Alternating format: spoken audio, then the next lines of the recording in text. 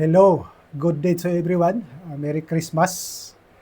Today, we are going to talk about the topic which is related to Christmas time because Christmas Day is approaching. So, I might as well bring the topic that is related to timely message. So, welcome ulit sa ating Message of Hope program. I am Eddie from Antipolo City, Philippines. At our program, Message of Hope, is designed to reach out, especially those who are in problems or let us say medyo nahirapan sa buhay na magpatuloy na wala ng pag-asa. Kaya sana po kayo po ay ma-reach out namin na ang Holy Spirit ay mag-touch sa ating mga puso na tayo po ay magpatuloy na mabuhay na masaya sa presensya ng ating Panginoon. So, God's promise never fails. Ang promise ni Lord ay hindi pumapalya.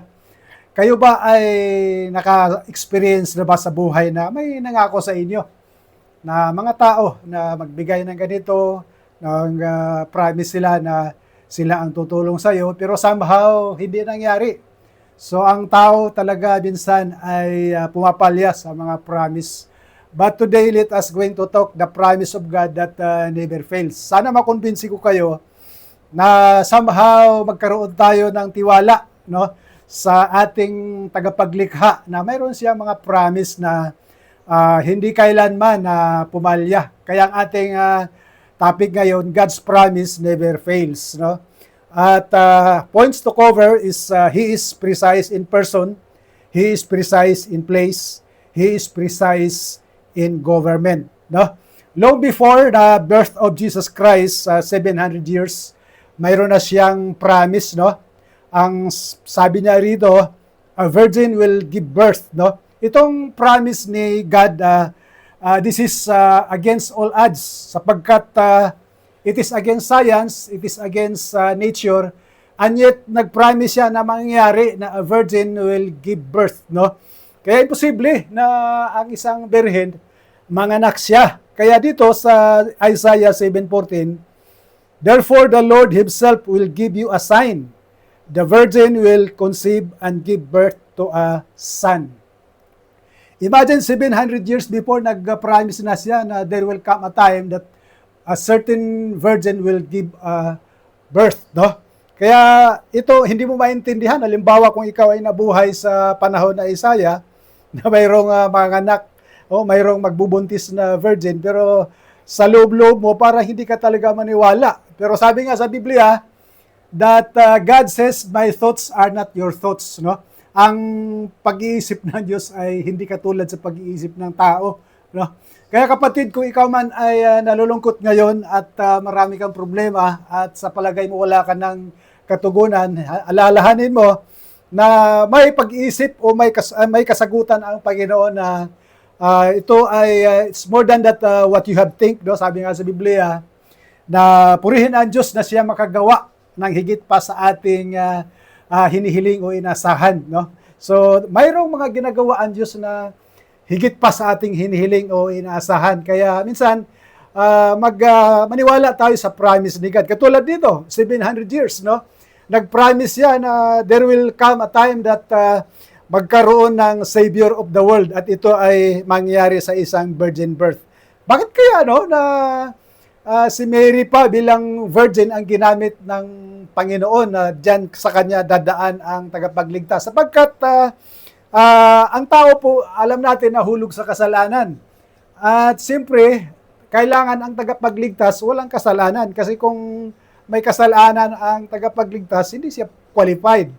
So, si Jesus lang, kailangan niya dumaan sa virgin birth na hindi siya mahaluan ng, ng seed ng lalaki. Kaya kailangan siya ng pure talaga. At ang gamitin rin niya, virgin rin. Pero nangyari ba ito? Nangyari po dito sa fulfillment sa Matthew 1:18, ang sabi rito, Virgin Mary gave birth, no? Ito ang naganap ng pinanganak si Jesucristo. Si Maria na kanyang ina at si Jose ay nakatakda ng magpakasal. Ngunit bago sila makasal, nagdalang tao na si Maria sa pamagitan ng kapangyarihan ng Espiritu Santo. So bago sila ni Mary at saka ni Joseph ikasal, nabuntis na si Mary at ang sabi rito, hindi gawa ng tao. Ito po ay lalang ng Holy Spirit. No? So imagine, ang ating Panginoon Kristo talagang sinless, pure. No? Wala siyang halong kasalanan. No? Kaya nangyari talaga yung fulfillment na kung ano yung exact na pinangako ng ating Panginoong Diyos. So sabi ko kanina, God is precise in person. No? Pag sinabi niya na gagamitin niya ang birhen upang manganak, nangyari, no? Sa Isaiah 7:14. At ngayon, pangalawa, He is precise in place. Kahit sa place, no, sa lugar, no, nangyari talaga na eksakto. There was a prophecy that Jesus will be born in Bethlehem. Mangyari na ipapanganak siya sa Bethlehem. Pero nung pinag-aralan ko yung history bagong panganak ang Panginoon Kristo, impossible din. Kasi si Joseph at saka si Mary nanirahan sa Galilee, sa Nazareth, no? Alam ba ninyo, ang Nazareth going to Bethlehem is 106 kilometers. At that time, malapit na mga anak. Pero wala talaga silang kaplano-plano na pumunta sa Bethlehem. Pero alam ba ninyo na may decree si Julius Caesar na magkaroon ng si Caesar Augustus magkaroon ng census na ang lahat ng mga tao ay sa nasakupan niya na sa imperyo ay magparehistro kung saan sila pinanganak, kung saan sila, anong probinsya nila doon. Ay nangyari na si Joseph doon po ang probinsya sa Bethlehem. Kaya nung panahon na yon, gabi na, naglakbay sila papunta roon. At sabi nga doon, panahon na rin na kapanganakan ni Mary. Kaya nangyari doon sa Bethlehem, wala nga ho silang natuluyan na, na inn or lodging house. Kaya ang sabi, nanganak siya doon na sa sabsaban. No? So Jesus will be born in Bethlehem. Sabi rito sa prophecy, "But you, Bethlehem, Ephrata, though you are small among the clans of Judah, out of you will come out for me one who will be ruler of Israel." Prophecy lang po ito, pero in the human point of view, imposible mangyari kasi araw na lang nandoon pa sila sa Galilee, na which is 106 kilometers. Pero nangyari talaga because God is precise in person, na doon talaga ipanganak siya sa Bethlehem. So fulfillment, Jesus was born in Bethlehem. Sa Lucas 2:4, sabi rito, "So Joseph also went up from the town of Nazareth in Galilee to Judea, of Bethlehem, the town of David. While they were there, the time came for the baby to be born, and she gave birth to her firstborn." So nangyari, no? Dala-dala, bit-bit niya si Mary doon sa Bethlehem upang magparehistro. Pero blessing in disguise din lang pala, na yun po ay katuparan na mga anak, no? So, God is precise in person, nangyari. God is precise in place, nangyari. So ngayon, He is precise in government.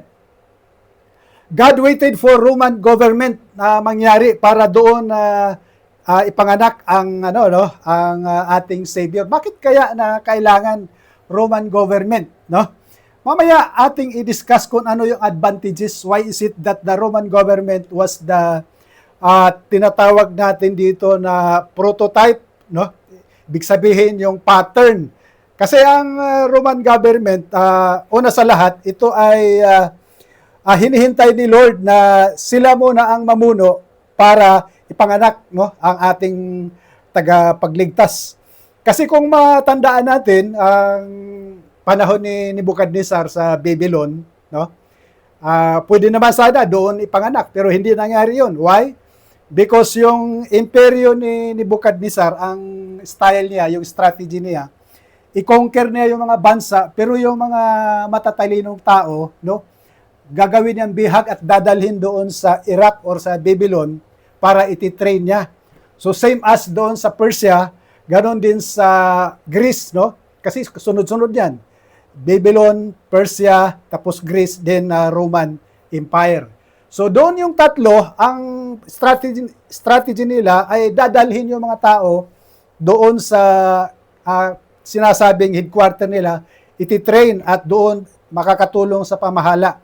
Pero yung government, Roman government, hindi po. Hindi po yun ang style nila, no?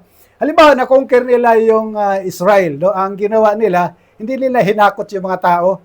Ang ginawa nila, nagbigay lang sila doon ng governor or hari na parang representative na kung ano yung culture sa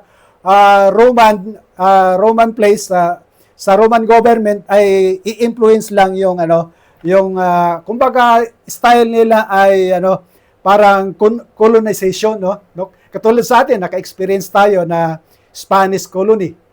Tayo po ay na-conquer ni Magellan. So nagpadala lang sila rito ng mga governors upang tagapamahala. At yung culture doon, halimbawa yung language, no? Kaya tayo dati mayroong subject na Spanish, no? Kasi gusto nila yung culture nila madala dito sa Pilipinas. So ganun din ang Roman government. Hindi kailangan dalhin yung mga tao, bagkus manatili lang dyan, ang culture doon ay ipa-adapt doon sa culture ng bansa na kung saan nila na-conquer. So bakit may kaugnayan dito? Kasi po, nung tayo po ay niligtas, katulad ni Jesus Christ, no? Siya po ay pinanganak dito sa sanlibutan ito, hindi po tayo dinala sa langit agad. So ang gusto mangyari, na si Jesus Christ, siya ang maghari dito, at ang sabi nga dyan sa Bible na this is your prayer na thy kingdom come, thy will be done on earth as it is in heaven. So ang culture ng kingdom of God must be also be influenced dito sa sanlibutan. Kaya ay hinihintay talaga niya na yung Roman government, no, mangyayari muna kasi yun yung prototype. When we say prototype is a pattern, no. So God is precise even in government, no.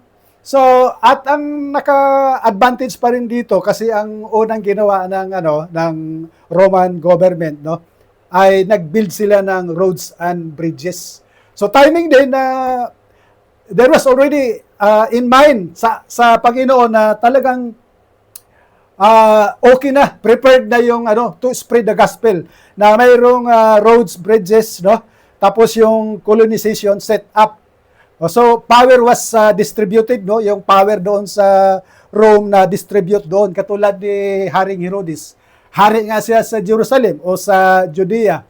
Pero yung command naman, nag-receive lang siya ng authority, ng command, it was approved, no? Doon kay Emperor Augusto. So, yun po, ang panahon ng paghari ni Herodes sa Judea, ipinanganak si Jesus sa Bethlehem, no? So sa Matthew 2 verse 1, no, na nangyari na sa panahon ni Herodes na pinanganak ang batang Jesus, no. So ating i-recap, no. God's promise never fails. He is precise in person and he is precise in place and he is precise in government, no. So ang verse to remember natin, therefore the Lord himself will give you a sign. The virgin will conceive and give birth to a son and will call him Emmanuel. So kapatid, sa ating mga pinag-aralan, ang ating may apply dito, no? Na kung ang Panginoon mayroong pangako sa buhay natin, importante talaga na mayroong kang malaman na pangako ng Diyos, no, sa Biblia, no, na pwede mong i-adapt na as if na yun po ay intimate, as if na personalized na nangako ang Diyos sa buhay mo. So God never fails, no? Kung ikaw man ngayon ay mayroon kang pangailangan, hanapin mo lang yung pangako na akma doon sa kailangan mo. According to commentaries, mayroong mahigit 2,000 na pangako sa Biblia. No? Pwede mong mapagpilian yon na mangyari sa buhay mo. Kaya dalhin kita sa ating prayer time, no? Ikaw po ngayon, kung ikaw ay nakapanood man, tayo po ay manalangin, pwede mong gayahin ito nang magkaroon ka ng umpisa na pakikipagrelasyon sa Panginoon. Ito na po, Panginoon Hesus, narito po ko sa iyong harapan, patawarin mo ako sa aking mga kasalanan. Mula ngayon, tatanggapin ko po ang iyong promise na ikaw maghari sa buhay ko. In Jesus' name, Amen.